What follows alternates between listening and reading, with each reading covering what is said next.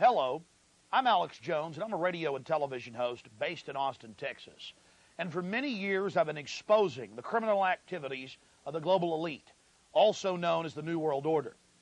In past films, we've documented the centralization of power, the move towards world government, the attack on the nation state, self-defense, the Second Amendment, family values, that is, the family itself, as well as private property rights. But time and time again in my research, I come, well, eye to eye with something that's even hard for me to believe. And that's that the elite, again, the so-called establishment kings, those that know best, the visions of the anointed ones, are obsessed with the occult, from presidents to governors to the heads of industry. We've all seen the stories of presidents and first ladies obsessed with their astrologers, making national policy decisions upon their recommendations. Spiritual guides, shamans in the White House. My friends, it gets far worse than that. Now, I personally am a Christian, but even an atheist should be concerned about the information we're about to bring forward in this new documentary film, The Dark Secrets Inside Bohemian Grove.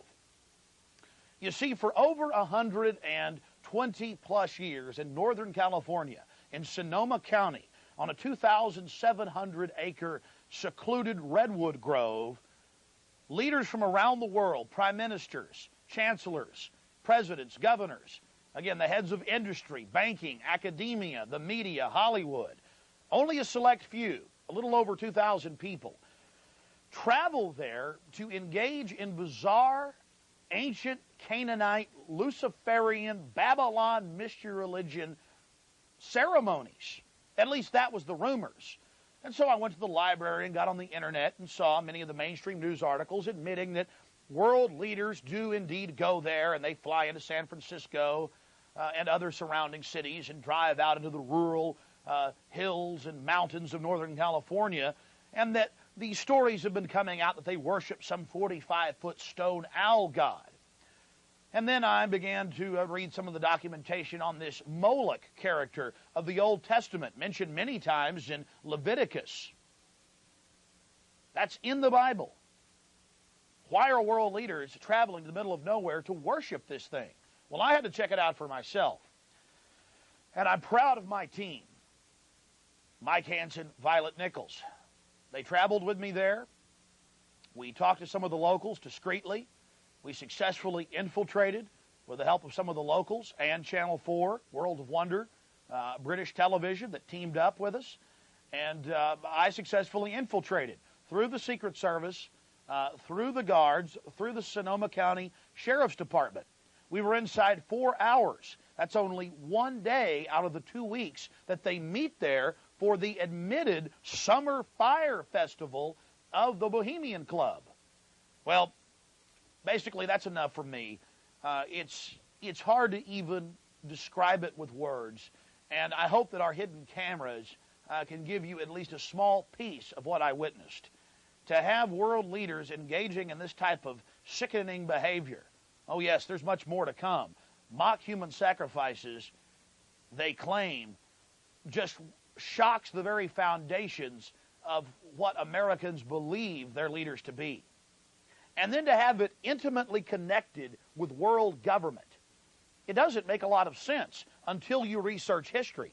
All throughout history, spanning back into the midst of the beginnings of civilization, we see world leaders from the empires of old, from the Aztec kings and priests, to Babylonian leaders, to ancient Rome, engaging in twisted behavior.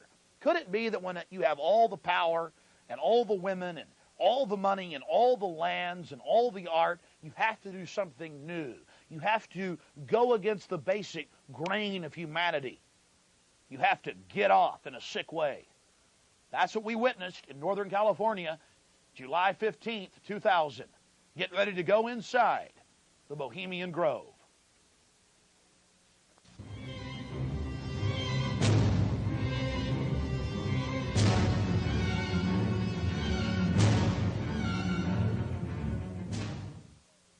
The Bohemian Club, as it's known today, was founded in 1873 in San Francisco in Northern California.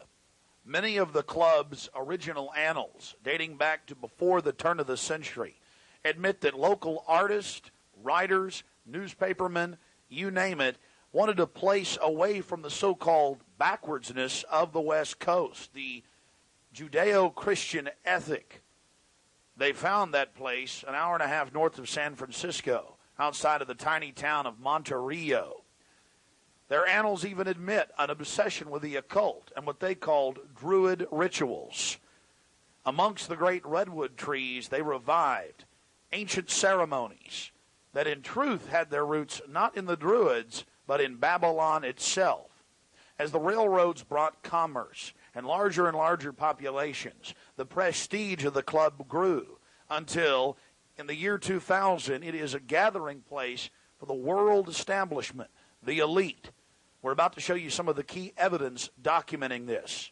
It is absolutely central to understand that these bizarre activities have been engaged in going back to 1873 and are not some new fanciful whim of the trendies on the West Coast. By the turn of the century, there was already a 10 to 15-year waiting list. Presidents from Howard Taft to Herbert Hoover were on the membership roster. Not to mention, later, famous war general Dwight D. Eisenhower, later to become president. The roster of the Bohemian Club reads like a who's who of the elite. Look at this photo taken inside the Grove back in 1963. There you'll see Ronald Reagan, and sitting two people over from him, later to become president, Richard Milhouse Nixon. Frankly, we don't know if these men actively enjoy the things that go on inside the Bohemian Club. But one thing is perfectly certain from the evidence. They are forced to go and attend and take part in these activities if they wish to be elevated to the highest levels of the geopolitical power structure. Take George Bush Sr., documented member. And then, of course, there's his son. Now, the last four generations of Bushes have also attended the Skull and Bones Society at Yale, well known to be steeped in the occult. Then there's Bill Clinton, a frequent attendee. Upon closer inspection, the entire federal government at the highest levels is infested with Bohemian Club members. And it doesn't stop there.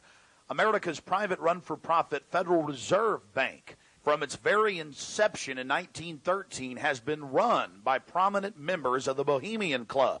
Central Bank Chairman Alan Greenspan was seen leaving the Bohemian Grove only 1 month before he was appointed chairman of the Federal Reserve. He had to be a made man to be a member of the most powerful cabal on the planet. Historical records are clear from major universities. The Manhattan Project was planned and instituted and run from the Bohemian Club. All of this going on in an atmosphere of bizarre revelry. You're looking at an illustration from a November 1989 issue of Spy magazine. Spy goes undercover with Henry Kissinger, Merv Griffin, and William F. Buckley, Jr. The story was clearly a shill, meant to misdirect the intensifying media coverage that the Grove was getting in the late 1980s. The writer's spin is obvious. They're just masters of the universe, big frat boys blowing off steam. We'll get back to this article later. Because you can clearly see that the mantra in the spin story has been picked up as a front by all the local media. Sure, they're elitist. Sure, they have some bizarre rituals. But what's the big deal? They're just having fun. If that was the case, why would David Gergen, presidential advisor to President Clinton, resign from the Bohemian Club and 17 other organizations when it was revealed in 1993? Organizations like the Trilateral Commission, the Council on Foreign Relations, the Bilderberg Group. But it's not just the Washington Times and the Sacramento Bee. You're looking at an illustration from the pages of Parade magazine, February 22nd, 1981.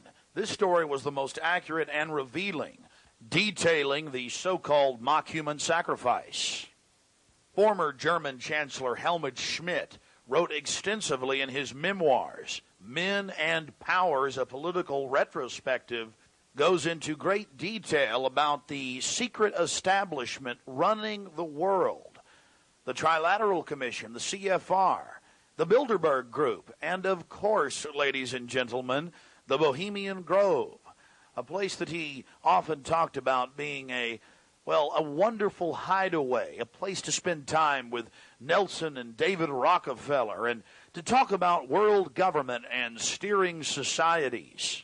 On page 225 of Men in Powers, he talks about it being one of the most astounding places he had ever visited in the United States, and how that feeling intensified over the years with subsequent visits. The book goes on for page after page discussing the corporate, private, governmental infrastructure of world government.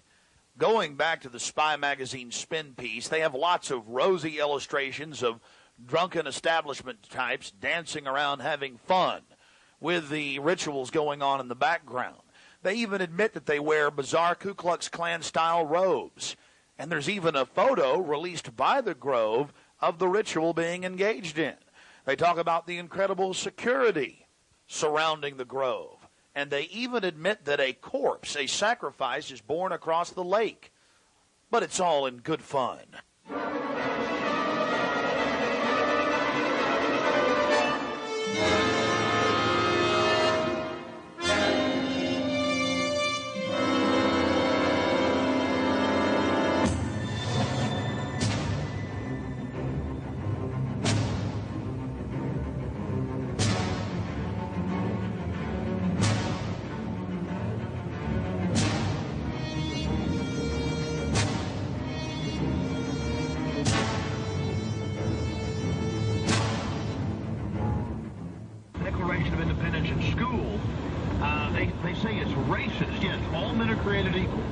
Endowed by their creator with certain inalienable rights, life, liberty, and the pursuit of happiness. When in the course of human events, I mean, come on, people. All men are created equal? How is that racist? Well, that's what the Black Caucus says in Pennsylvania. And the media goes, yes, racist, don't be racist. And, of course, the Black Caucus is being manipulated by their globalist banker masters. It's not even a black-white thing. It's just anything that's good for the country is racist, is backwards, is stupid. Remember the story I read last week? Then we're going to go to your calls. The review of The Patriot out of MSNBC. It's actually a review of the reviews. War of Words over The Patriot, Hollywood's horror over conservative family values is the headline. It says, The Patriot is right-wing hogwash bathed in an old, timely golden glow, writes Aaron Berger of the Washington City paper. Now the disgruntled homeschooling SUV buying. Henry. How you doing? Alex Jones. The Republicans have this deal every year where they even admitted in the papers they burn satanic effigies, run around naked in the woods. Former presidents and presidents. It's called Bohemian Grove. We're going to go infiltrate it and get in and document what they're doing. Where's this at? It's north of San Francisco on 2,700 acres. Been doing it for 100-some years. It's even in the Sacramento Bee and papers. I mean, this is how arrogant they are. I mean, they don't admit the naked part, but they burn this thing called the cremation of care, and it's actually Moloch worship, which goes back to Babylon, where they'd have the great owl and they heat it up inside the Bible. They throw the baby in. They even admit it. I mean, but they don't throw a baby in. They just burn the stuff inside. And stand around in like red robes, red Ku Klux Klan robes. Needless to say, we're a little bit jittery. At least I am. Well, these two know what they're getting into. But we're meeting the British media, Channel 4, national media there. Here he was.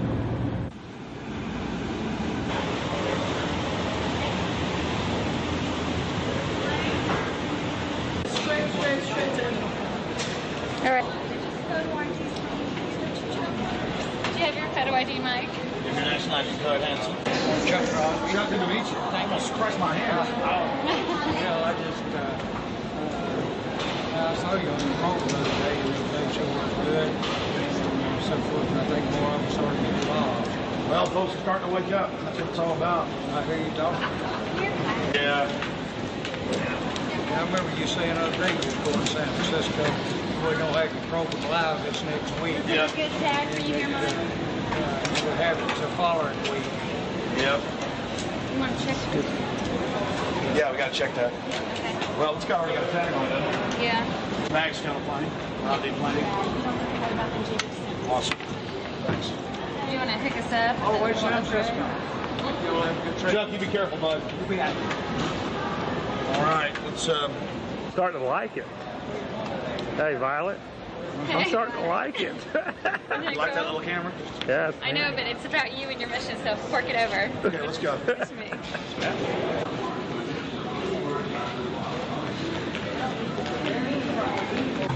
Simply slide the metal end into the buckle and adjust by pulling on the loose end of the strap.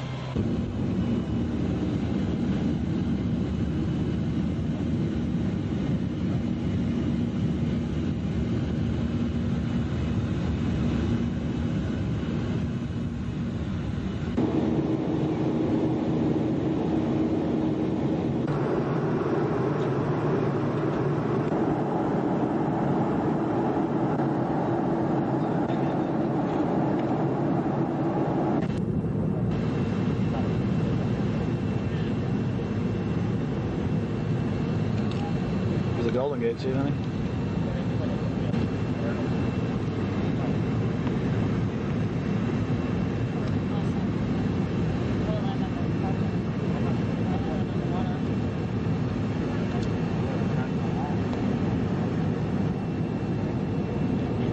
Actually, it's worse to crash in water, contrary to Hollywood.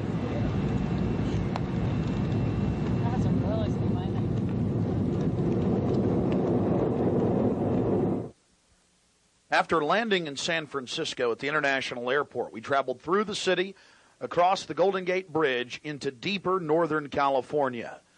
Northern California, home to the giant Sequoia redwoods. From there, north to Santa Rosa, going west on Highway 12, the gateway to Bohemian Grove.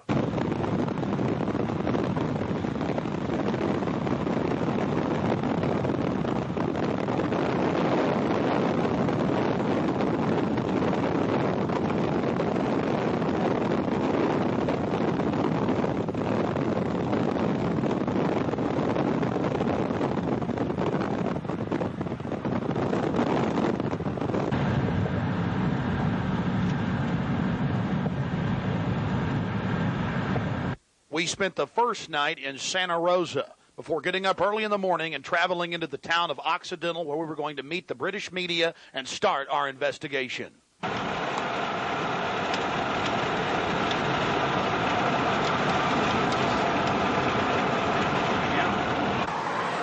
Well, here we are in Northern California, right outside the Bohemian Grove.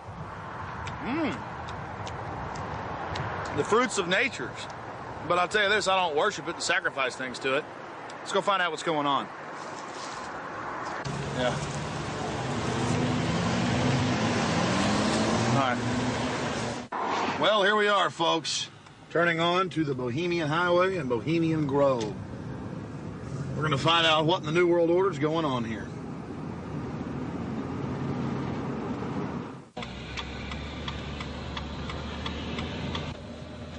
Did you get that, Hanson? Yeah. I'm back there. Oh, that's that guy. I think you're parking.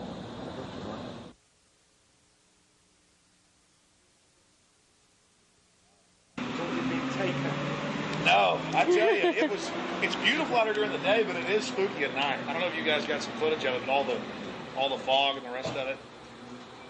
So are you excited?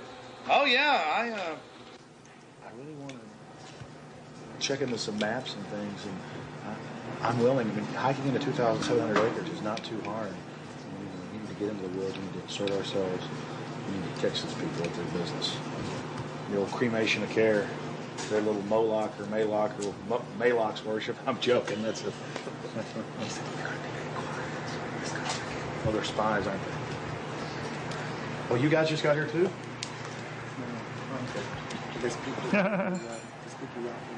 Camera wars. Stereo. I'm going to hang out in the woods till it gets dark. I've got a map. You guys want to look at this? My question is, the history. What do they do if they catch you in there? They have us killed. I doubt that. Skin alive. I don't know. And they I throw don't. darts at your skin and your body. Hanging upside down from a redwood tree. I doubt that. No, we'll see. No, I think they'll just check us out. Check them out. What about me? Because I'm a woman, I can't really sneak in, can I? I mean, You can't go I in. can. You've got to stay.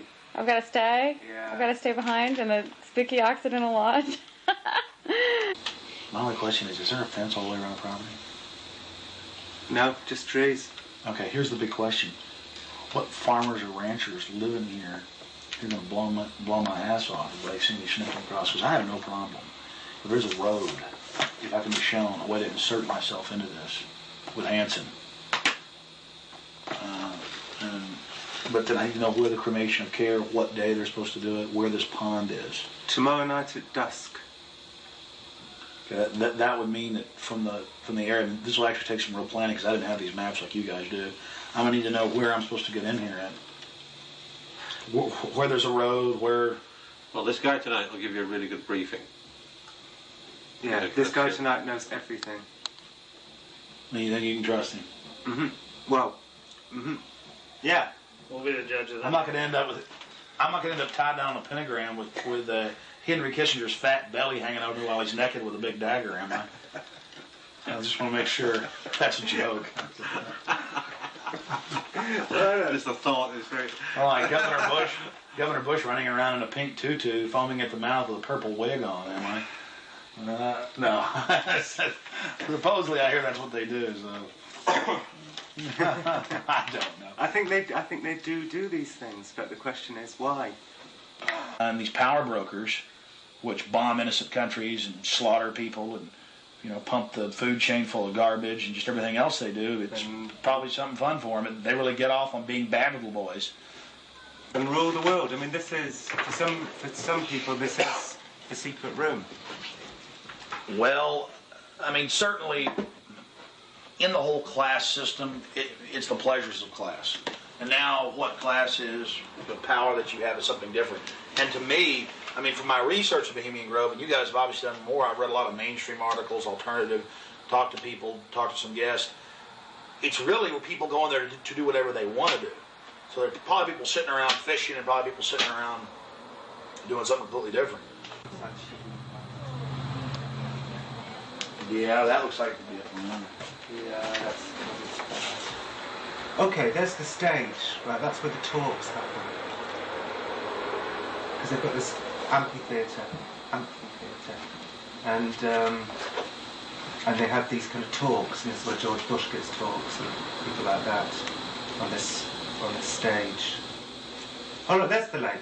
There you go. Lakeside talks. There's the lake. There's the shrine. See? Right there. That's where it happens. Honey, come get a shot of this. Now, where's this river? This is near the Russian River. Can you see it? Now, see, here's the shrine of their devil owl, which they even admit has its roots in like Babylon and the Druids had them and everything else. So all over the world, this weird owl shows up. In some cultures, they've thrown children inside the bowels of this burning owl. That's historical. We've all read in the Bible about throwing your children to idols inside their, So it's weird behavior, definitely, so it needs to be investigated. And plus, it gets the adrenaline out. Thrill seekers have to have more. But here you go, honey. Right here at the shrine. You can zoom in on that, Mike.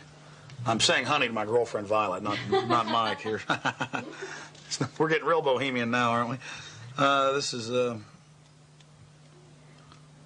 Honey, we can get a close shot right here? But it did sound like that she's definitely leftward leaning. Then we get into the whole semantical debate about is there a left and a right, and to me there really isn't. There's command and control on one end and anarchy on the other, and I want to be on the middle of the real spectrum. Certainly got to have some control in a complex society and civilization. But all the developments I see are pretty bad towards dehumanization. And now you got the UN demanding everybody sign on to this International Criminal Court. And they're telling the U.S. if we don't sign on, it won't matter. If 60 countries ratify, we'll be under its control. I mean, we're here. We're at global government now. When they're saying they're going to have some world court in the Netherlands that they'll take anybody they want to. These are In fact, I was reading some of the talks that they've given and they've released that the Bohemian Grove has discussed, and it's all population control, world courts. You're talking 20 years ago. So definitely some stuff's going on here that's pretty important. But is it the ultimate elitist retreat? I would imagine those we don't even know the names of. This is probably just one more steering committee where they bring in a lot of underlings and high-level corporate chieftains that really aren't the upper top echelon, make them feel important, and then implement some type of strategy. From the stories I've read and things that happen, I mean, it is pretty well documented that people run around naked. They have orgies. They go into town and have orgies, and these are world leaders. I've got a serious problem with that. Just by the very nature of how this, to me, Bohemian Grove is probably a way to compromise people. You want to be in the New World Order Club. It's like a big kid fraternity. And just like in fraternities, you have to do weird things. Here, you probably do weird things. But I got a problem with governors and presidents and prime ministers and corporate chieftains running around and doing this when they have so much power over what happens in the public domain. They have a responsibility to disclose what they're doing. So I think it is important, like you were saying, to somehow try to maintain some security and not be way out in the open because they'll call in a bunch of security. And the Bush might be here this year. The Bush is George W. Yeah. I hear. Like he often is. I hear he really enjoys himself here. I think Henry Kissinger will be here. Yeah. Well, if I got a stink detector, we'll be able to find out where he's at. Oh, it's like everything evil you can imagine. Kissinger's always involved in it. Isn't he a Republican, though? I'm not a Republican. That's the point I keep making. This whole Democrat-Republican deal is a complete... People always go back to that, though. Probably like in your country, you've got Labor and you've got the Tories over there. And it's all the same people behind closed doors. It's just a big joke. And your leadership, our leadership, it's all the same people. I mean, you do see a fight going on, but it's two different management teams of the same system, bidding for control. What I call them the CEO jobs of Slavery Incorporated.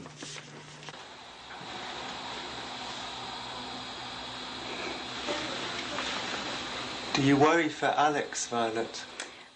I do. I just, because Alex gets so impassioned by what he's doing that sometimes I'm afraid that he might be a little bit, reckless or maybe a little bit too fearless. I worry about Alex when he drives down the street to come home. Especially I used to worry about him when he had come home every night from the same, radio studio at the same time in the same car.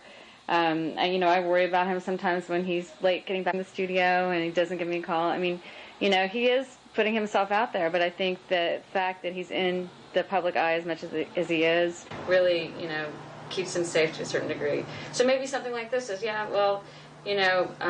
people might not necessarily know where he is right now, people that listen to the radio or whatever. So it's maybe a little bit more risky, and it's a little creepy at night up here in the woods, And you're definitely not dangerous. You're not going to do anything stupid this weekend. Well, dangerous to what? Dangerous to myself? Are these people dangerous? They certainly may be, but I'm completely nonviolent when it comes to just going out there and trying to get the information. That's what I'm trying to do. I'm an activist first and foremost, but also a journalist in that I'll make some jokes and speculate occasionally because I'm a radio talk show host. But when I say something that I believe, I have to be on target about it. But dangerous? I'm definitely dangerous to corrupt bureaucrats and their financial bosses that would like to control the American people on the planet. But not in a violent way. Not in a violent way. And for anybody that doubts we're in global government now or entering it, you've now got this UN criminal court. They're saying if 60 countries ratify it, then it doesn't matter if America doesn't sign on. Kofi Annan claims he has power to enter any country anytime he wishes. We've all read that, and seen it on television. So I'm fighting this global government. And long before global government came out in the open, in the last 4 or 5 years, they were conditioning the public that anyone that talks about global government is a kook, a weirdo, a terrorist, a racist. And now they're out on the nightly news saying global government's here, you better accept it, we're getting rid of juries all across the planet. The IMF, the World Bank, basically runs things now. The WTO decides what you can buy and sell and trade on the international market. But see, they've preconditioned us that it doesn't exist. They've preconditioned us that anybody that talks about this stuff and who is against it is a kook or a racist. because it doesn't exist. And then everybody's decided, well, I'm going to be culturally cool. I want to be in style. I want to be accepted. So even when they're hearing the news admit it and tell us how great it is, they've already pre-positioned it psychologically that it's not acceptable, it's not kosher to discuss it. Do you see the tactic they're using there? Mm-hmm. 5 years ago, I would laugh when I heard about black helicopters. I would say, I'm about taxes, I'm about corruption, I'm about getting local control back, I'm about states' rights, everything's coming under federal control. I was pretty mainstream, what you'd call so-called conservative. Then I saw the light when black helicopters started going into North Carolina. I started going into Florida. They fired into an all-night restaurant in Miami, just training, firing bullets into a place where people were eating. They started burning buildings. Police chiefs started throwing them out of their towns, San Antonio. All this started happening, and I said, whoa, this is real. And then I realized that I was preconditioned, even as a so-called conservative person who understood that the media lied. I didn't realize how thick the propaganda was, that they precondition us before they release something on us, that it, number one, doesn't exist in our minds with classic doublethink, but then it can re-exist at the same time if they say it does and it's good. So it's literally George Orwell's doublethink, and one has to have it to stay sane in this world. Well, I refuse to be a part of it. I mean, the news every day, black helicopters are a joke, they're stupid, the culture, commercials, movies. At the same time, almost every month in this country, they're attacking and terrorizing some town with burning buildings and terror. And I don't want to be part of their sick control freak system. I don't like these degenerate, inbred, New World Order crowd people. They're not going to run my life. They're not going to control me. And I'm going to try to expose them. And I think we've had some success doing that. But I know this, the Henry Kissingers, the George Bushes, those people, these are dangerous individuals. They've proven they're dangerous. They have no problem controlling and destroying entire societies. I just wanted to make sure that you weren't going to actually push any of them in the river or throw them into the owl. No. Hey, Violet, look how pretty it is. Uh-huh, sure is pretty. Mike, you enjoying yourself? A lot less spooky during the daytime. It's all foggy. Yeah, we're going to take our British friends down into the forest a little bit later tonight. Let them gallivant in the werewolf-ridden woods. Joking. They'll add me on there. Alex Jones, radio talk show host, believes werewolves infest Northern California. They've been seen dancing with grizzly bears. Small pixies been even witnessed playing violins for George Bush. Don't know what to make of what's going to happen. I can't even begin to imagine what we're going to discover when I infiltrate tomorrow and try to get the cremation of care. They're Moloch worship, or however you pronounce it, some ancient pagan human sacrifice behavior. I don't know if they actually have the human involved. I certainly doubt it. I certainly hope not. But these globalists and elitists all throughout history, going back to the old empires, they like to, do more and more obscene things to, as some say, get off. So we'll see what develops. We're very close to the gateway to Bohemian Grove now. The first set of gates and security.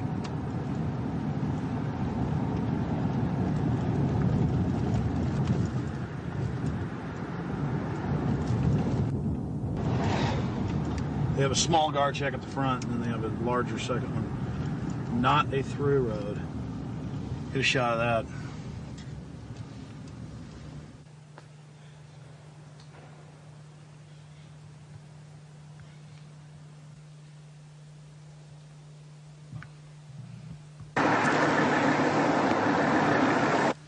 There's a guard gate right over it, a small guard gate, and then back further, an even more elaborate guard gate with surveillance cameras, you name it.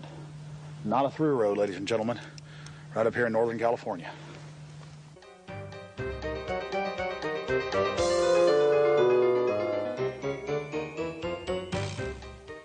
How you doing, sir? Okay. Camp Meeker? Yeah. Oh. I'm Alex Jones. I make documentaries.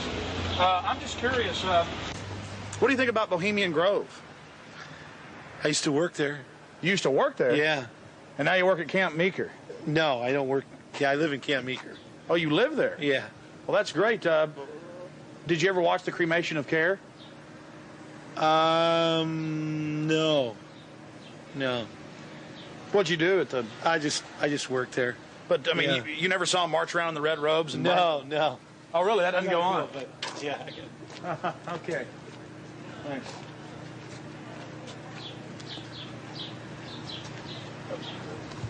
Yeah.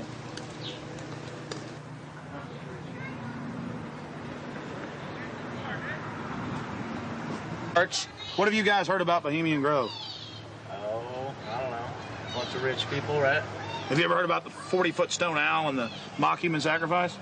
I heard about it a little bit, yeah. Roll that window down. We want to talk to you. Hold on. We'll go around here. I don't know. Oh, yeah? So what have you heard about the... Oh, I just read stuff about it in the paper. I don't know. Some people don't like it. They protested or something weird. But what about the 40-foot stone owl and the mock human sacrifice? You say you heard something about that? Well, just what I read about in the paper. Oh, the paper admitted that? Well, no, I don't know if they admitted it. They just said people go protest it. It supposedly happens. Sounds kind of weird. Does sound weird to me. Yeah. Why you guys? What are you guys doing? This TV show or something? We're just having fun. Oh yeah. This town isn't like Children of the Corn or anything, is it? Oh no, nothing like that. I'm sure. I don't know. Well, supposedly lots of people go there. Some kind of weird event. I don't know. You guys know anything about it? You don't know. What would you say if we told you that they sacrificed a human in effigy in mock to a 40-foot stone owl in black and red and silver cloaks?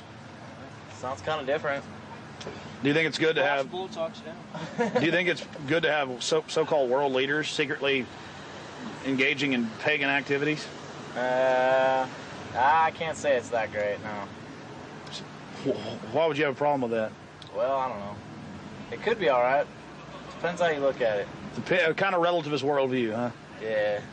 Got to sacrifice care to the winds, huh? Yeah. I don't know. Could just be for fun, or they could really be weird. They run around naked. Run around naked and freak out. There you go. Have you heard that? Yeah, absolutely. Actually, to tell you the truth, here's a funny story. What have you heard? Okay, go ahead. No, this is the truth. A couple years ago, I was down the road, just down Yar, past Camp Meeker, and I was stopped with a friend of mine. Now, Camp Meeker's right outside Bohemian Grove. That's an affirmative. Yes. And we were down the road, and we were stopped there because we were just having a cigarette, hanging out, taking a break, and some Secret Service men actually pulled up behind us and asked us what we were doing and why we were there. This is true. They were like, "What are you guys doing? Where are you at? Why are you parked here? What's going on?" And asked us a whole bunch of questions. What our names were, who we were affiliated with, where we lived, all kinds of stuff. Sort of interrogated us. Did you answer their questions? Totally.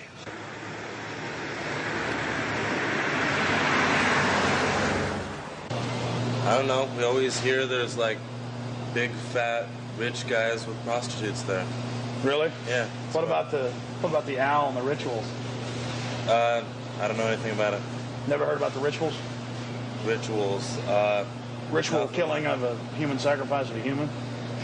Nope. Never heard of it. What would you think if that was going on? I think it's pretty weird. Wouldn't be that surprised. I mean, it is our government after all. Hey, thanks for talking to us, bud. You know? Hey, I like your shirt. Declaration of Independence. Yeah. All right, man. Take care. All right. We're talking about the Bohemian Grove and trying to see what locals think about it. How it's all secret and all these fat cats there and the supposed strange rituals that go on. Are you a local?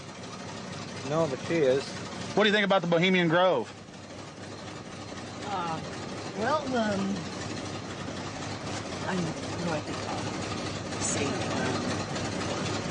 it offers a lot of employment. Offers a lot of employment? Mm-hmm. What's going on there? What kind of rituals do they do there? I don't know. We're talking to locals about what the rumors are. What are the rumors? About a big 40-foot stone owl and simulated human sacrifice. Oh, no. Oh, I don't know about that, but it's politicians that come, that vacation there. And it'd be really weird if politicians were acting like they were sacrificing people, wouldn't it? No, you can't trust politicians, you know. Oh, really? They might be doing it, huh? Yeah, they might, yeah. Who knows? The politicians, you know. I hear you, bud. Hey, good talking to you. Right. Appreciate it. You guys take care. Good luck. Hey, those are some pretty flowers. Yeah, it's the sweet peas. Those are real, folks. Yeah, they're real. You guys have a good one. You too. Yeah? Yeah. This area is in trouble. Yeah, we are. It's in big trouble. No, this is a wonderful area of the country. We're just asking locals what they think of the Bohemian Grove. The Bohemian Grove is a wonderful place. Have you been there? Yeah, I've been in there a bunch of times. What'd you do, work there? Worked there, yeah. Yeah. Is you know when it's the most wonderfulest time? Is when nobody's there. Oh, it's a beautiful area? Yeah. Yeah, very beautiful. It's got big trees. Have you ever been there for the cremation of care? No. So you've never been there for the rituals? No. You ever heard about them? Yes. What have you heard they do, sir? Nothing. They got that tree that looks like an owl. Tree that looks like an owl? Tree or rock, it's a carving, or it's where the stage is. But have you heard what they do during that? No, I have no idea what they do during What would you say if we told you they burn a human being in effigy? They don't really do it. They burn it in effigy. I don't know what that means. Well, they have like a dummy that looks like a person under a black blanket. Huh? They take it up there and burn it. Oh, I don't know. Pretty weird. Huh? Pretty weird. Yeah, I've never seen that. How long you lived around here? I don't know. How old am I? 20, 40 years? Yeah. Really? All your whole life? Yes. What's your name, sir? My name is Raul. The lizards? Yeah, this is vital roots. How long has Vital Roots been here? A couple years. Couple years. The Bohemian Grove? Yeah. Yeah, A lot of politicians, a lot of big wigs, making a lot of big decisions. Oh, really? Do you think it's good that they get together in secret and make all these so-called decisions? Do I think it's good? Yeah. No, of course not. You do? What about the rituals? Have you heard anything about the rituals that go on? Oh. Well, there's all kinds of rumors about rituals that go on there. What type of rumors have you heard? Don't make me go there. Please, come on. We're trying to talk to some locals. I'm just wondering.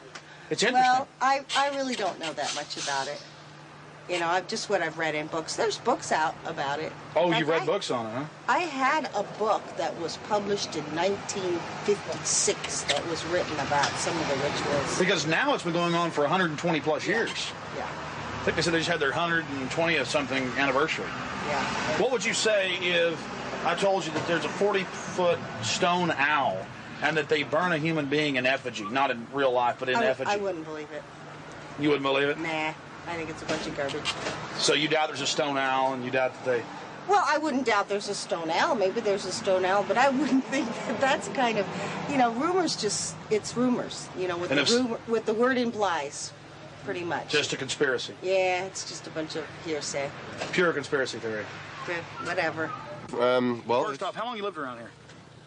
Approximately on and off 32 years. Oh, really? So most of your life? Mm-hmm. What have you heard about the Bohemian Grove? It's where all of the, like, FBI and you're talking about the Bohemian Grove. Yeah, it's like the quote-unquote elite and presidential retreat. Have you heard about the rituals that go on there? No, I haven't. Well, the people who have more money than the rest of us in the world are a bit different. They're stingy. They want to hoard it all for themselves. And they think they're going to go to heaven. They're not. Because they don't know how to provide or do as Jesus told them to. What would you say if I told you that they sacrifice a human in effigy before a giant 45 to 50-foot stone owl? I would say that's probably why they're going to hell. Really? Sure. Have you ever heard about that? Mm-mm. You lived here your whole life? Mm-hmm. Where were you born? San Francisco. It's a beautiful town. Oh, of course, we've got the Grove just about 10 miles down the road. Have you talked to people that work there? No, I haven't. They're kind of... I don't really know anybody that works down there. Yeah. To tell you the truth, yeah. I know people that have gone down there. A couple years ago when Schwarzkopf and Colin Powell, they were all down there doing big presentational speeches and whatnot. I've heard about that, but, you know, and presidents that have gone there for the retreats and whatnot. And I've heard it's also a quote-unquote elite men's club only. Women haven't been able to or allowed to work there except for in the past few years, which they're only kept in the parking lot. They're valet parker. That's the only job women can have there. Because whatever goes on in there. What if I told you that it's true that they burn a human being in effigy to a giant owl god and that they start worshiping the owl and talking about how it gives them power. What do you think about that? I would say they are in grand delusion, and they need to give some of their money away. So you think they're on a power trip? Totally. But what is this burning a person? This is ancient. Did you know that thousands of years ago, different societies would have large metal hollow owls that would throw children into them? I would say they're quite satanic. Or on another level, if you will, more demented. Very, very sick. But these people, we're talking about billions, and then we're talking about governmental control. Is it bad to have something that's secret, elite, and pagan at the same time? Yeah, sounds like Satan's building his cult. Satan's building his army.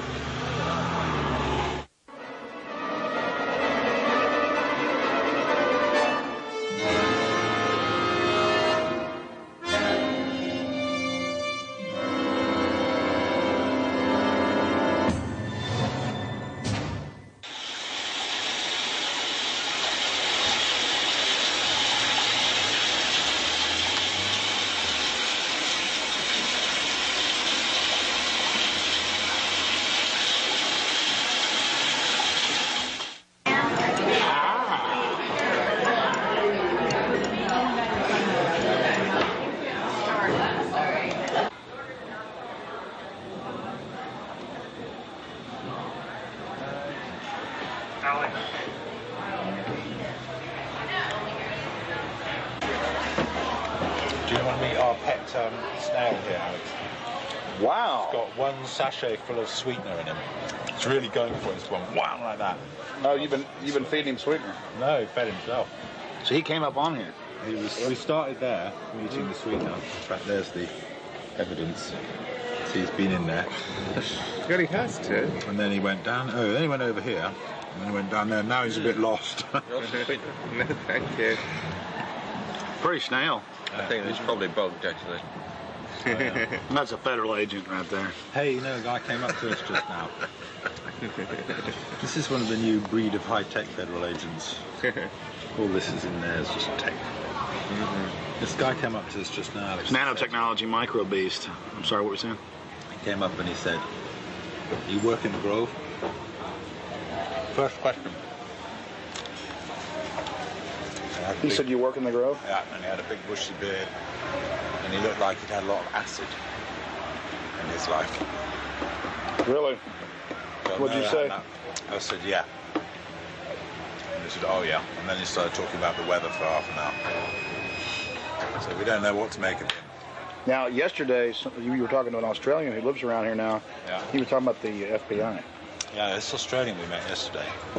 He's been here for 3 years, and he says that about 2-3 months ago, the whole place was saturated with men in black, FBI, Secret Service, and everything going up and down the roads, checking everything, checking houses, everything from bombs and stuff. And then they all disappeared, and they were looking out for undesirables in the area who were persuaded to go. That was his story.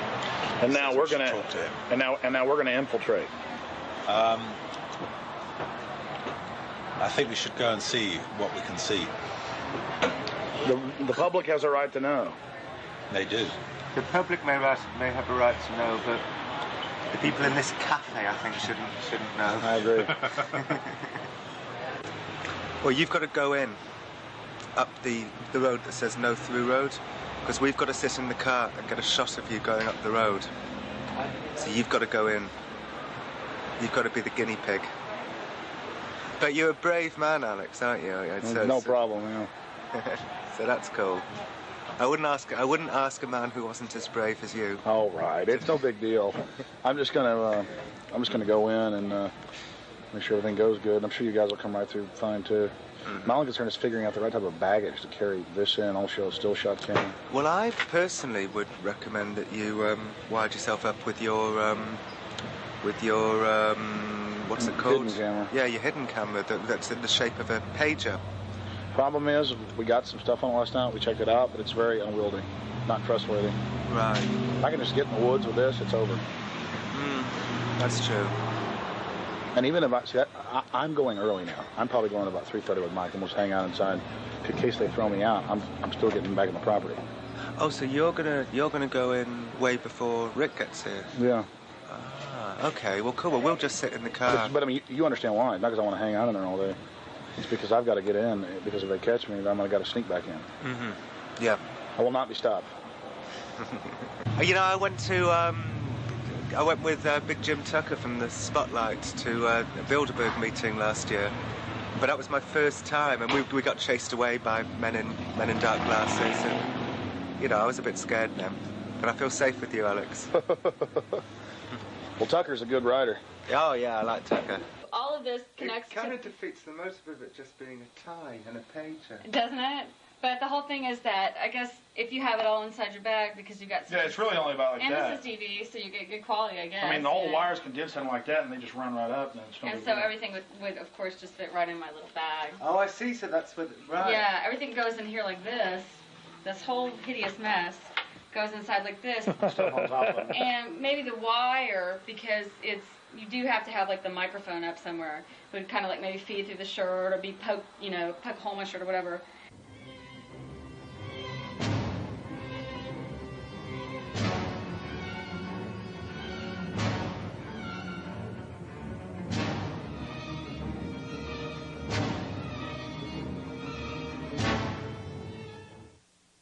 It was the night of July 15th, 2000. Mike Hansen and I were about to attempt the first ever successful infiltration of the Bohemian Grove. Others have tried and failed. No one has ever actually made it in and out with video evidence.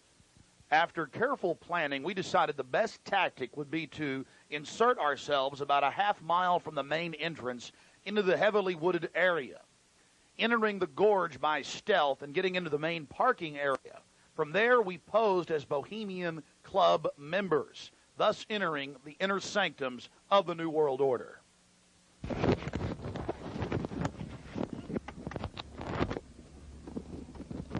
That's perfect. Just like that. No, I got it, honey. Okay, here we go. Oh, that's good. Yeah, that's good, Alex. Be careful, baby. Okay. I don't want you to go anywhere. We'll be safe. Don't worry about it, guys. Come on.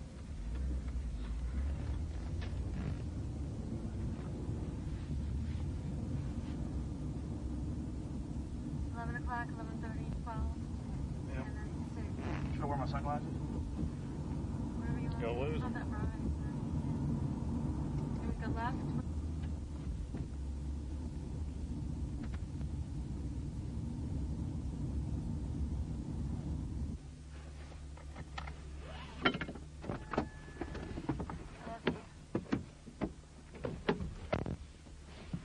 Be careful, Mike.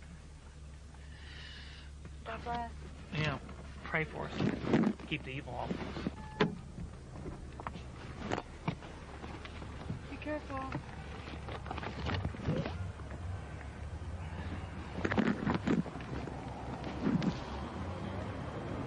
Yeah, let go.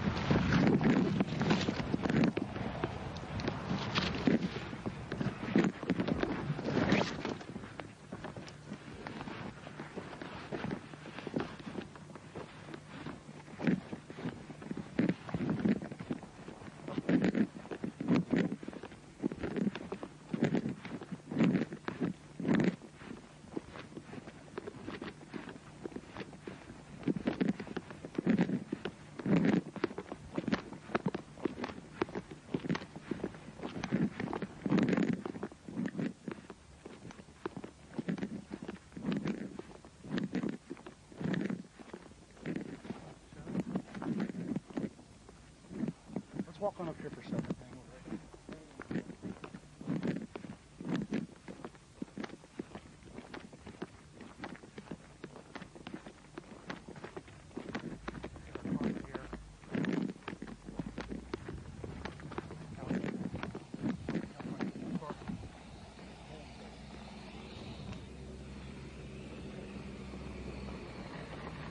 When's the next shuttle coming?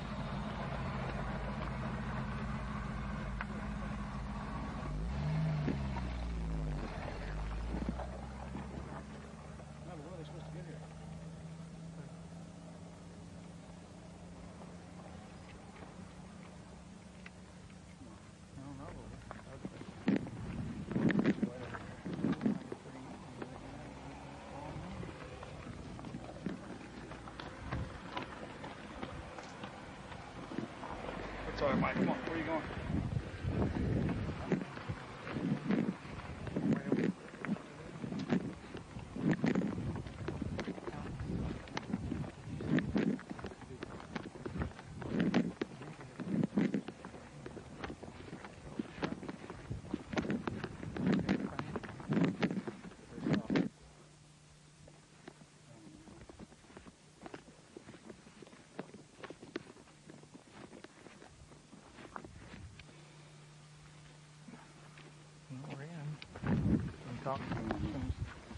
Well, we're inside the Bohemian Grove. We're actually not inside yet, Mike.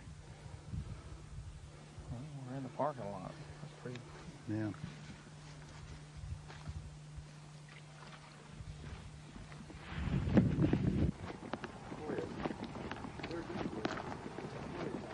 Well, no, this is the same redwood. They're all the same. They're actually, well, I think there are three kinds of redwoods. There's the Sequoia and the Sierra. Here comes the thing, Mike. And there's the coast redwood. Yeah. And then there's a Chinese redwood, and there's one or two of the Chinese redwoods somewhere in the grove. I remember when I drove from Tulare and went up to Sequoia National Park, all they had up there was the sequoias. Yeah. Aren't they the biggest? Oh, they are. They're the biggest, like, living thing, I think, aren't they? Oh yeah, they're incredibly large. There's one up there that you can drive a car on top of one. You know, on top of it, yeah. lying down. Yeah. That you can actually. Well, they used to have the one you could drive through. That's also there. That's up there. Boy, it's nice when that cool wind hits you. Oh yeah. We may make it. Okay. Yeah.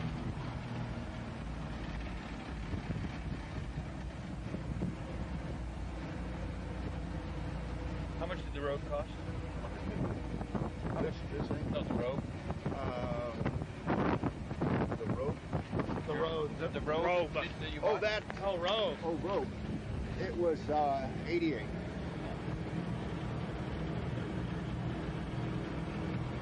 Yeah, I thought you said rope.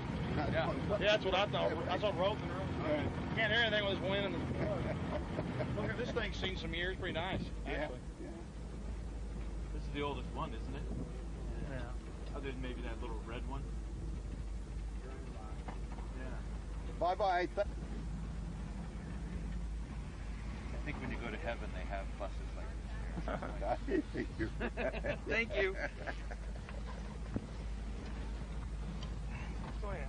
Oh, no, go ahead. Yeah, is there another one coming?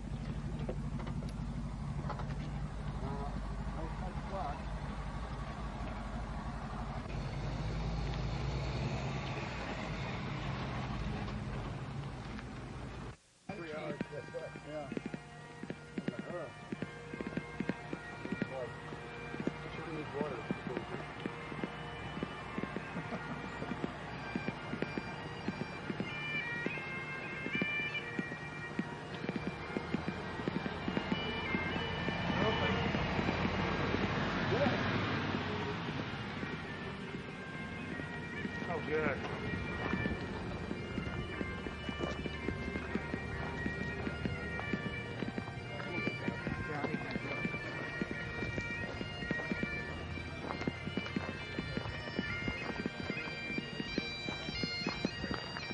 Hey, how are you? Good. See you. Your brother brother. Your father visited and all? Yeah, yeah.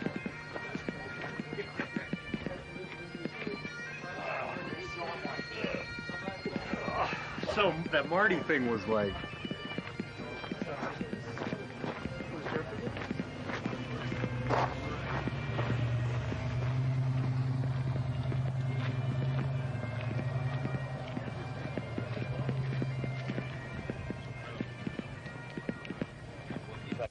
We don't have time in the documentary to show you an entire tour of the 2,700-acre compound in the middle of the gorge.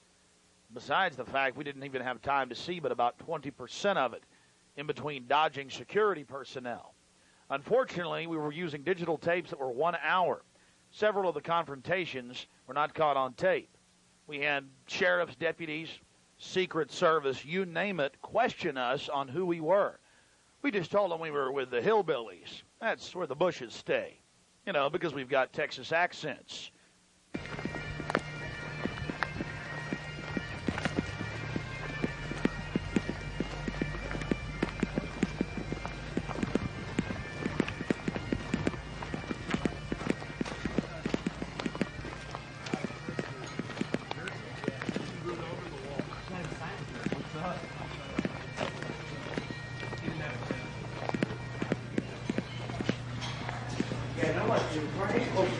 Close back in the corner right over there.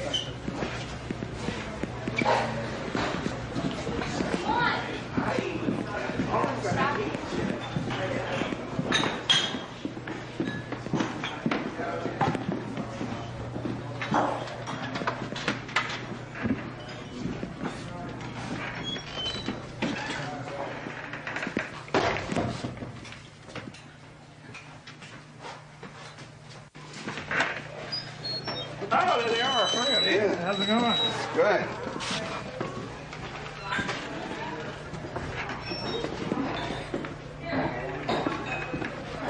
Oh, this feels good. Oh.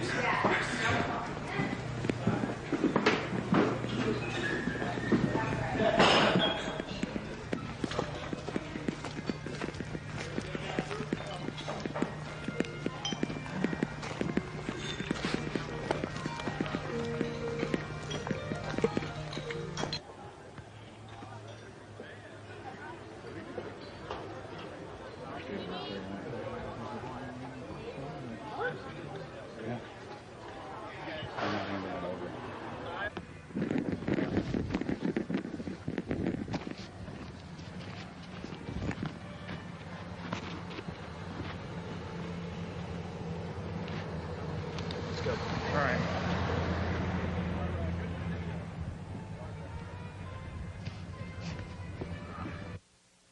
Here's just one of many signs sporting French with skulls adorned with other trappings of death. We also saw signage with Latin and other ancient languages.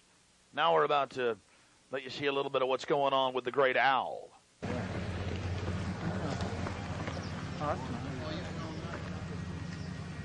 There's the owl.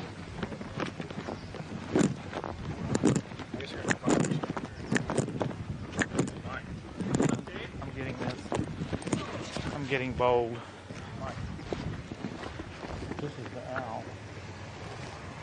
I'm getting this, Allie. Let's get out of here.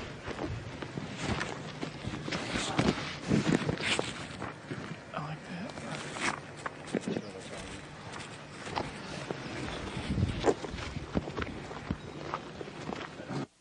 Here you can see the bottom of the stone owl with the altar and the eternal flame, a Aladdin lamp-style urn that continually burns year-round, we're told. And here's a side shot from about 30 yards away of Moloch, the Canaanite deity to which children were sacrificed to in Babylon. And yet another slowed-down close shot. Again, the eternal flame burning, the altar, the bottom extremities of the 40-plus foot stone deity, and there is a shot of its head as well. Again, we've slowed down this video because we only actually had about 5 seconds of it on our hidden cameras, so you can have a chance to get a closer look at it. You will see it during the ceremony. Speaking of the ceremony, we were on the left-hand side of the lake, about 150 yards downstream beneath those large redwood trees. Much of the ritual you're going to witness took place on the right-hand side of the lake and at the northern tip beneath Moloch. Keep in mind the scale of the idol compared to those giant redwood trees. It's at least 45 feet tall. Now, the daytime vantage you're witnessing is basically the vantage that we shot the ceremony from at night. This is America, and it's been going on for 120-plus years in Northern California. This is not some new fad. We're talking about something deadly serious with its roots in ancient history.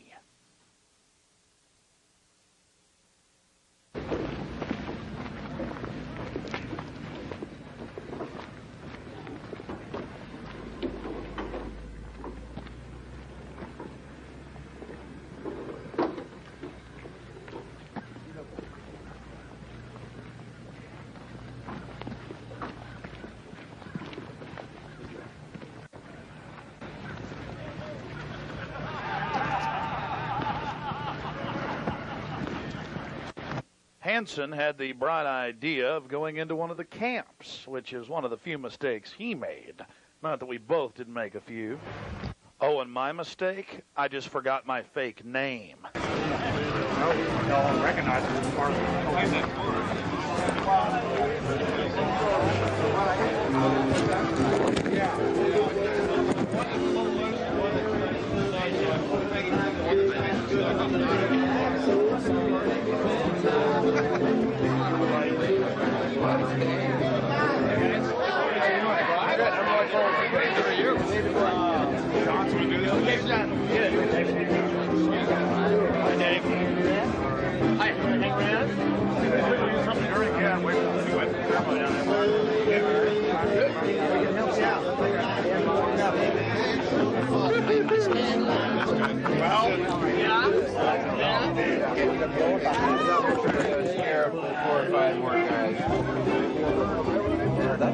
We may have to.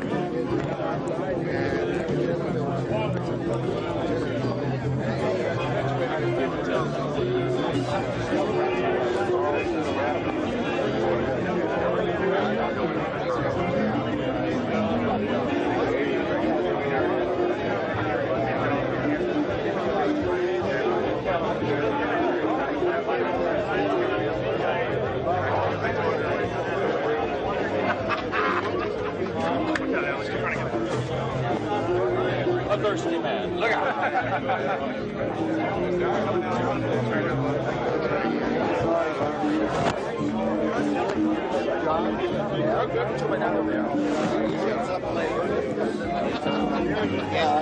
I'm sorry. Quiet.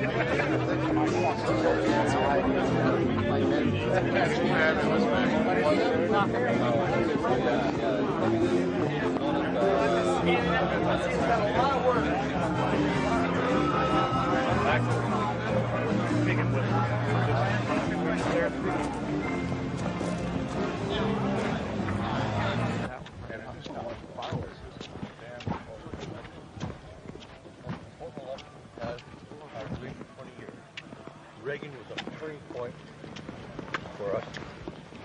Didn't realize at the time it was.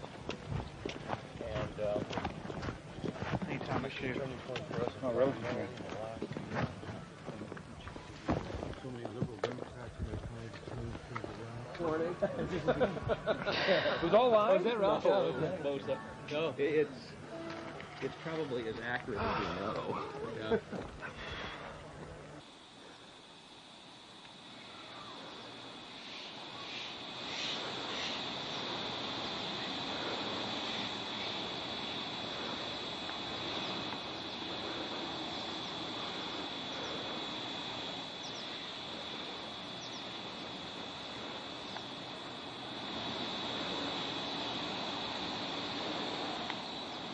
We had already been questioned 3 separate times by the Bohemian Club's security, Secret Service, and Sonoma County Sheriff's Department. To evade discovery, we decided to try for one of the more remote areas of the camp, according to our map, the most southerly side. and a lookout point, an observation deck over the Russian River. While Mike Hansen was watching for the sheriff's deputies that were down the path and over the bridge in a guard shack, I began to shoot the video you just witnessed.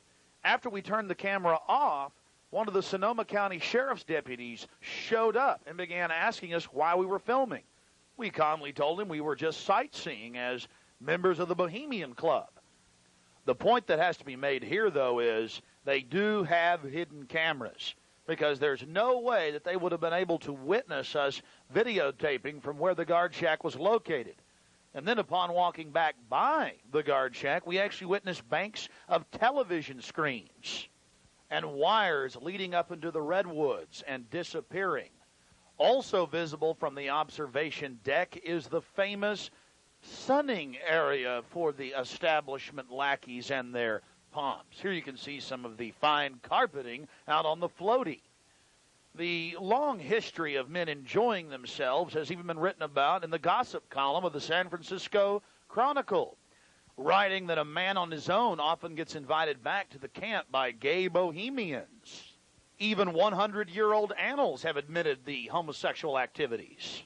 After escaping the sheriff's department, Mike and I traveled high into the hills to wait until dark and the beginning of the cremation of care ceremony.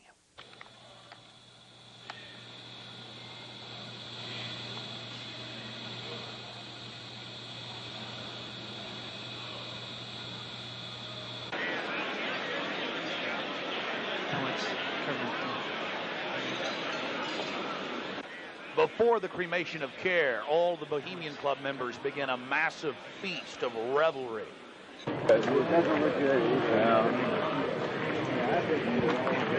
like that brother-in-law. He's so pissed off at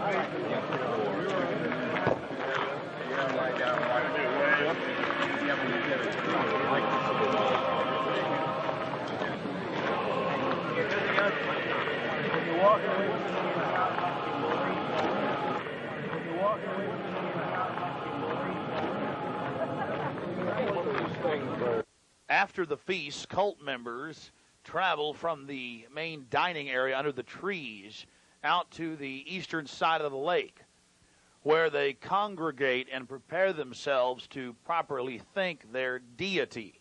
Again, the 3,000-plus-year-old Moloch.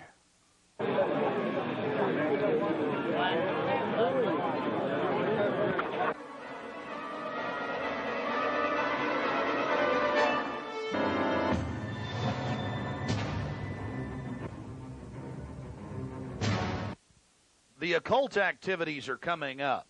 And then after the actual ritual, we're going to give you some more of the history surrounding it. But first off, I wanted to draw your attention to the program that was given out to the spectators or the viewers. I guess an occultist would call them novices, who actually watched as the priest and their supporters engaged in this ancient rite. Now, you're looking at a little demon called PJ that was on the front of the actual program. It's kind of an Hieronymus Bosch style. He's got a little broom and a dustpan, and he's sweeping something up.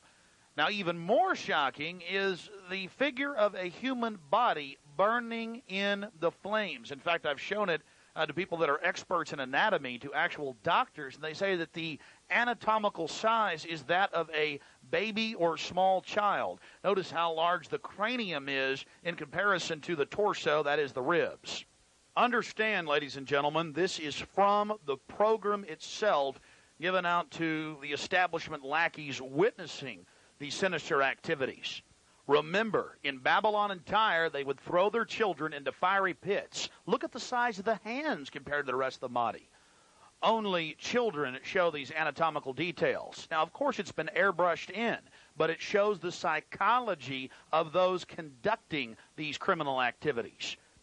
Now, this is the only skull we actually caught on tape. We've blown it up for you over one of the major meeting houses. Of course, it's not a real skull. It was extremely oversized up on the signage. The point we're trying to make here is the entire compound was literally infested with symbols of death, skulls, owls, you name it. At long last, here it is, the cremation of care unveiled.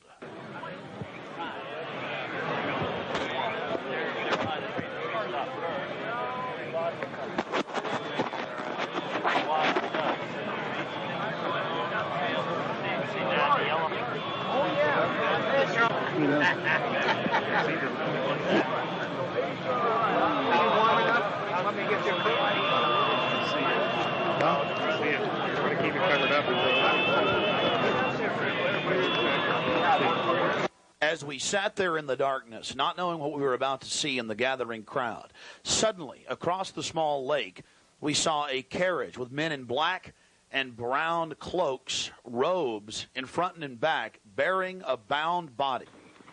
Now, we're about to show you the raw footage. You can see the torches coming out of the woods on the other side of the lake. We're going to show you the whole ceremony without video enhancement. Later, we're going to blow it up for you. Remember, it was a hidden camera and at somewhat of an angle.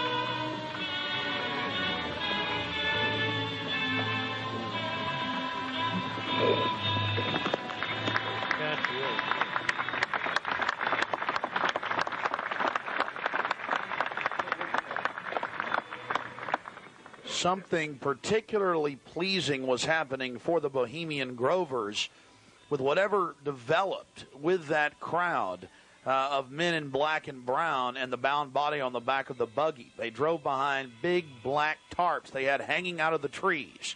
There was lots of smacking on lips of in bizarre enjoyment by the crowd. We still haven't made out exactly what was going on, but that a real sacrifice may have actually been developing according to some occult experts.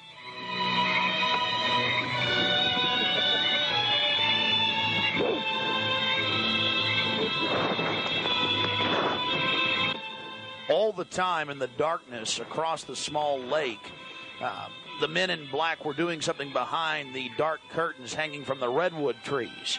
Then after about 10 more minutes of music, suddenly all around the owl, activity began. Here is the main central part of the ritual.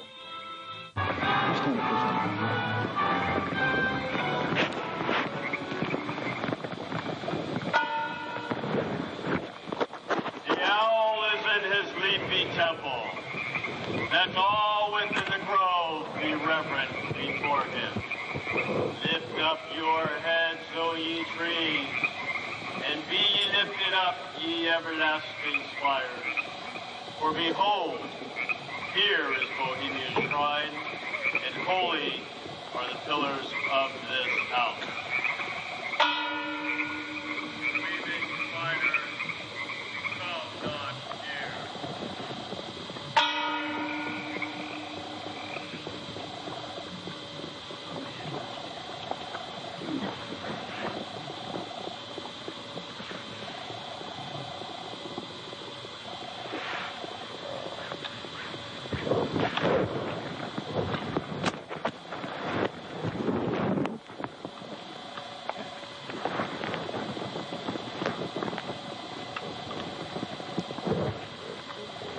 Hail, Bohemians, with the ripple of waters, song of birds, such music as inspires the sinking soul, do we invite you into midsummer's joy.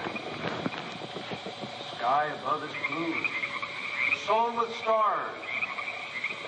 The forest floor is heaped with fragrant drift. Evening's cool kiss is yours. The campfires glow. The birth of rosy fingered dawn. Shake off your sorrows with the city's dust and cast to the winds the cares of life. Let memory bring back the well-loved names of gallant friends who knew and loved this grove. Dear boon companions of the long ago. Aye, let them join us in this ritual. Not a place be empty in our midst. Oh, beauty's vassals, who hold in this gray autumn of the world her springtime in your heart, attend our tale. Gather, ye forest folk, and cast your spell over these mortals.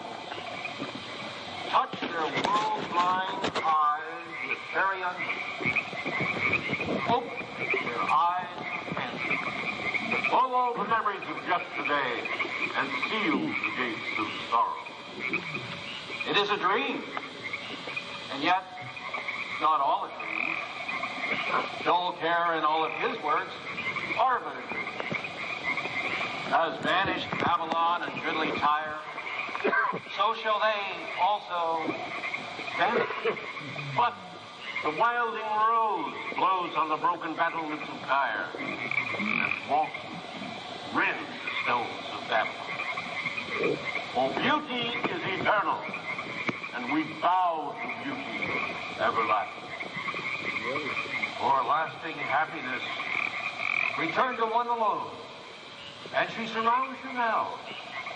Great nature, refuge of the weary heart, and only balm for breasts that have been bruised.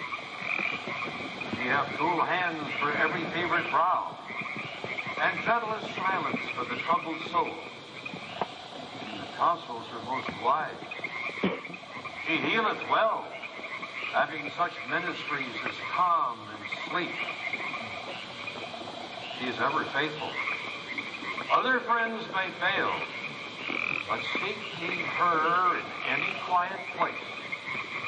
Smiling, she will rise and give to you her kiss. So must ye come as children. Little children that believe nor ever doubt her beauty and her faith, nor deem her tenderness can change or die.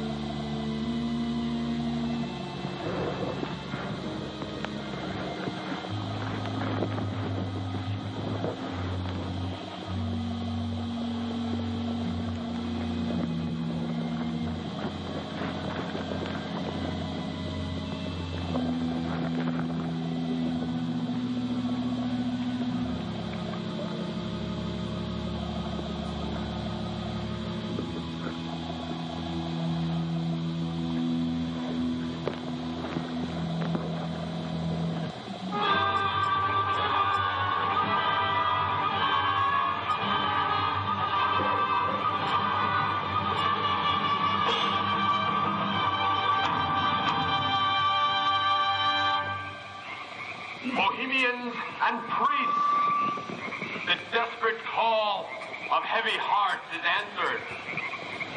By the power of your fellowship, dull care is slain.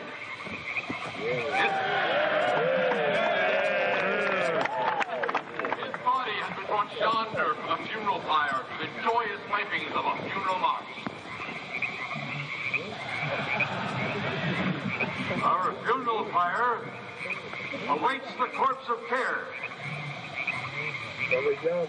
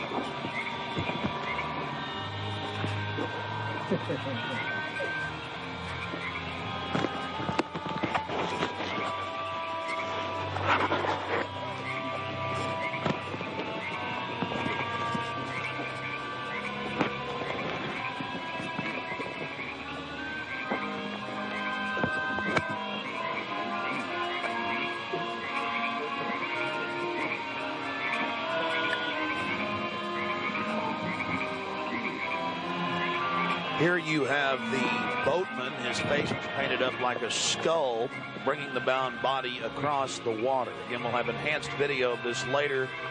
And let's see if you can pick up all of the different occultic meanings in the speeches you're about to hear.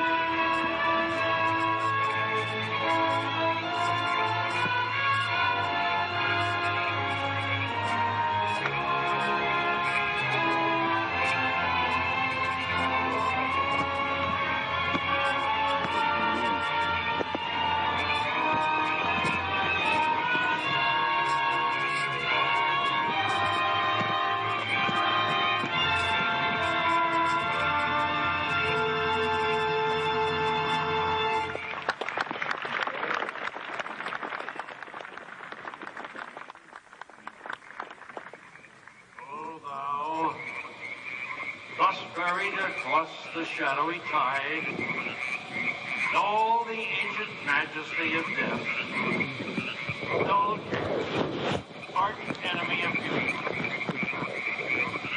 Not for thee the tender tribute or the restful grave.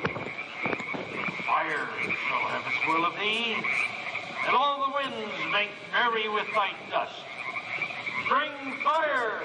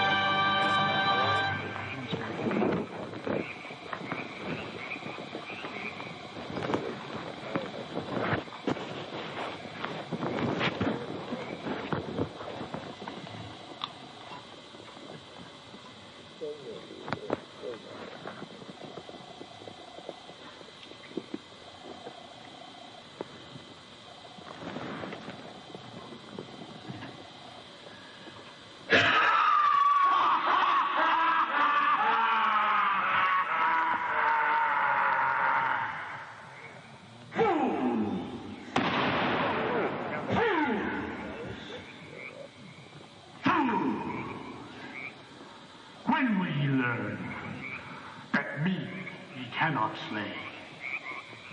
Year after year ye burn me in this grove, lifting your puny shouts of triumph to the stars. But when again ye turn your faces to the marketplace, do ye not find me waiting as of old? Fools! Fools to dream ye conquer care! Nay, thou mocking spirit, it is not all a dream. We know thou waitest for us. When this our sylvan holiday has ended, we shall meet thee and fight thee as of old, and some of us prevail against thee, and some thou shalt destroy. But this too we know. Year after year within this happy grove, our fellowship bans thee for a space. Thy malevolence which would pursue us here has lost its power under these friendly trees. So shall we burn thee once again this night, and in the flames that eat thine effigy, we shall read the sign, Midsummer sets us free. Burn me once again?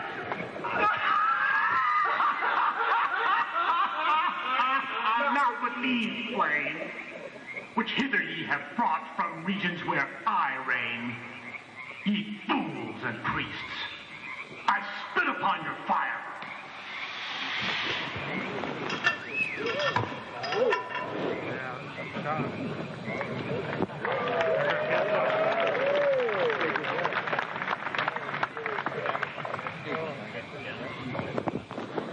Wow. Prince of all mortal wisdom, owl of Bohemia, we beseech thee, grant us thy counsel.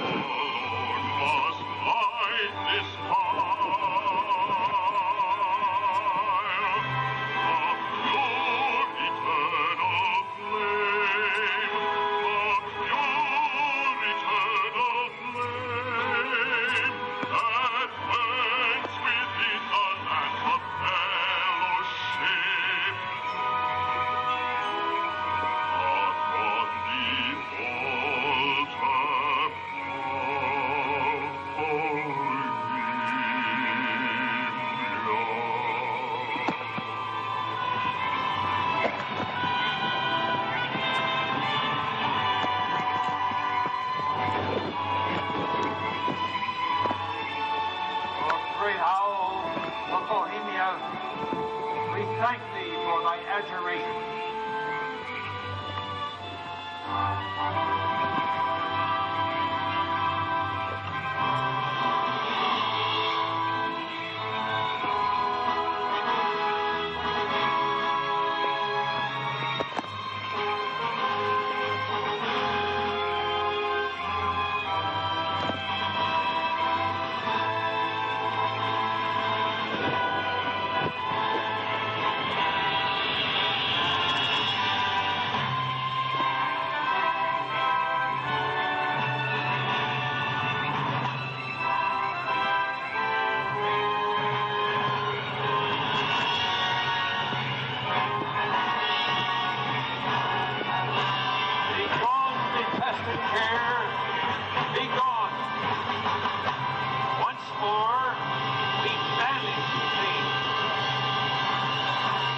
Begone, dull care.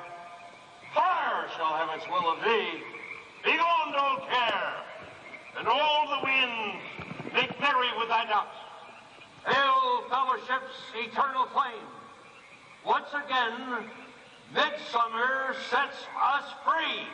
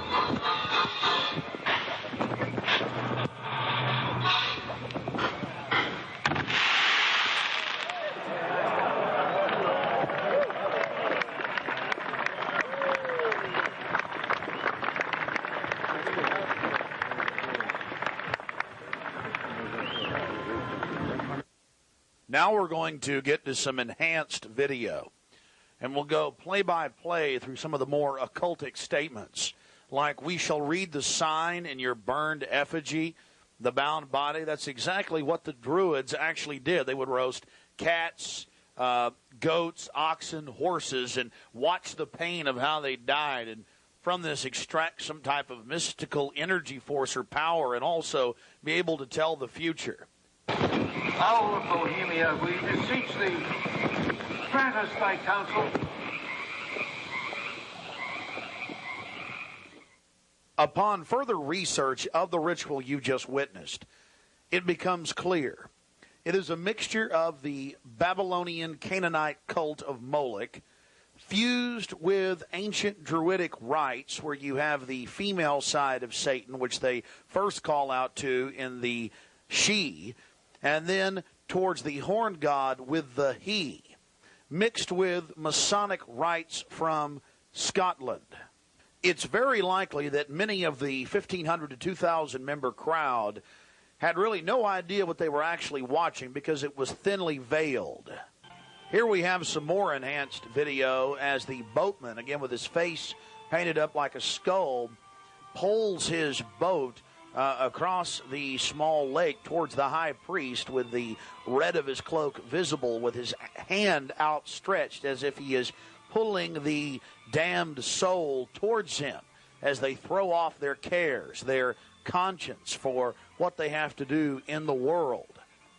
Also, you have the arrangement of the circle of higher-level priests around him, the high priest in lighter colors, and then the outer rings of red, and then those in black.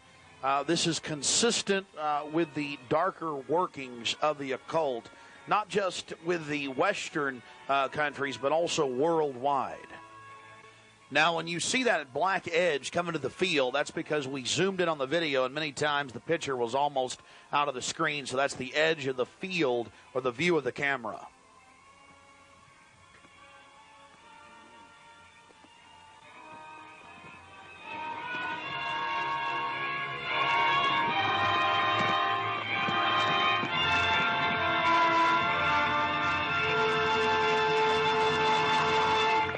We'll get back to more enhanced video of the ritual here in just a minute. But remember PJ, the little demon down in the corner, the left-hand corner of the program, sweeping up the ashes with little horns? And how can you forget this? The image of a human body burning on the altar. Again, this is what they were handing out to those that were witnessing these macabre activities. But again, from Babylon on into ancient England, the word bone fire, meaning human sacrifices being thrown into fiery pits, turned into today's bond fire. After the sacrifice, members of the cult would sweep up the ashes of the victim and use them in future rituals. One of the things that is extremely obvious by looking at the program handed out to Bohemian Club members is the person creating the program had a deep understanding of the occult.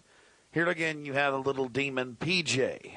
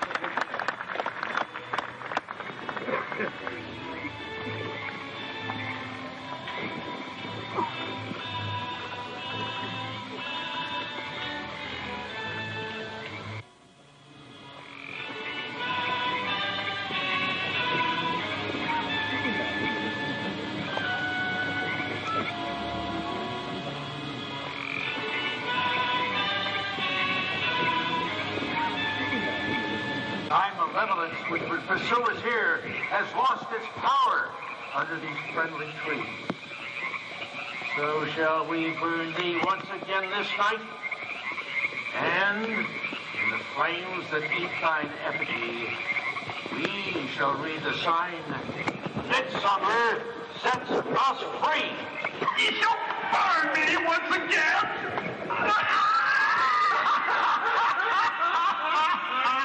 Not with these flames, which hither ye have brought from regions where I reign. Ye fools and priests, I spit upon your fire.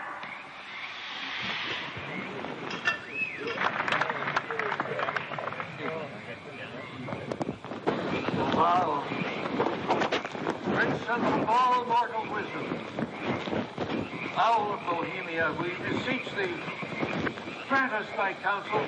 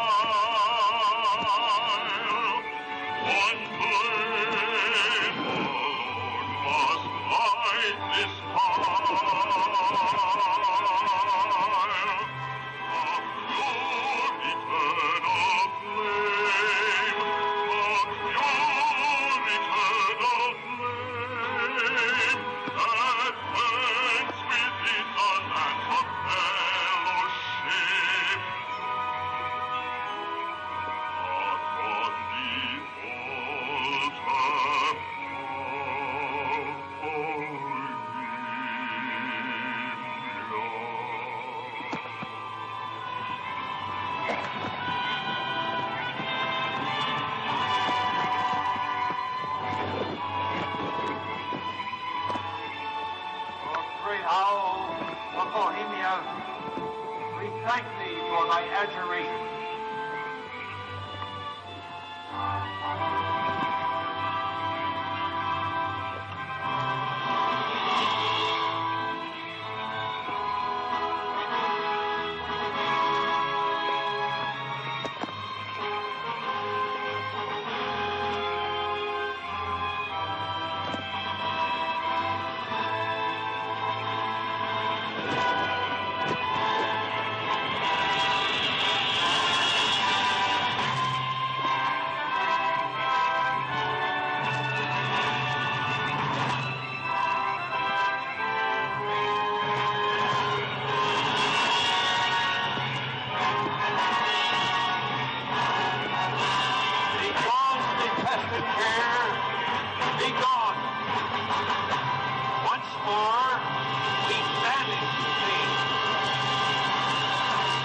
Begone, dull care. Fire shall have its will of thee. Begone, dull care. And all the winds make merry with thy dust. Hail, fellowship's eternal flame. Once again, midsummer sets us free.